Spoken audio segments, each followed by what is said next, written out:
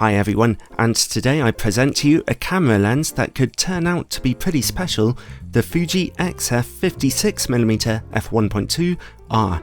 It's a portrait and shallow depth of field lens, which is only for Fuji's X system mirrorless cameras.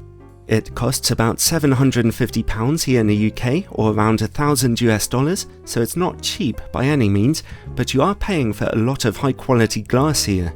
A maximum aperture of f1.2 means the lens is letting in a whole ton of light, in not so scientific terms, making it easy to get snappy shutter speeds and shoot indoors, and most of all, giving you highly out of focus backgrounds. The focal length of 56mm is the full frame equivalent of 84mm, and your depth of field will be the full frame equivalent of about f2, so that leaves you with some potentially stunning pictures out of your little Fuji camera. An alternative version of this lens is also available. Shortly after its release, Fuji brought out an APD version of the lens with an apodization element to make its bokeh even smoother at a substantial increase in price. A review of that special APD version of the lens, where I compare it to this original version, will be coming out soon. Neither version of the lens has image stabilization. Well, let's have a look at the build quality first. As you'd expect from one of Fuji's XF lenses, it's excellent. The lens feels solid and metallic, weighing in at just over 400 grams. It's not too big though. At the rear we see a metallic mount, but without a weather sealing gasket. Then comes the aperture ring, which clicks around very satisfyingly. And of course, that's followed by the manual focus ring. It's not amazingly responsive to use in manual focus mode.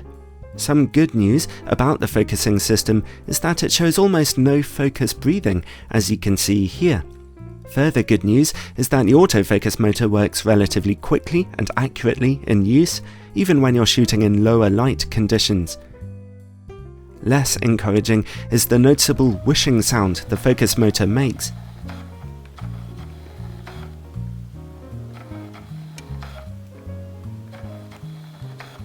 It's not very loud, and it won't disturb you in normal photography, but video makers might find it a bit annoying.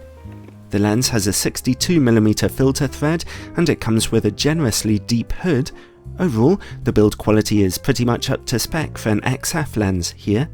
But how about image quality? Let's test out its performance on one of Fuji's 24-megapixel cameras. Straight from f1.2, we see excellent sharpness and contrast in the middle of the image, with almost no purple fringing. Great! And over in the corners, we see a little reduction in sharpness, but actually, the picture quality is fairly impressive there, too. Stop down to f2 for a tiny improvement, but at f2.8, we get a more noticeable one, with the image quality there now looking excellent. The lens stays this sharp until you stop down to f16, where a little softness is creeping in due to the physical effects of diffraction. So really, it's an excellent performance from the lens.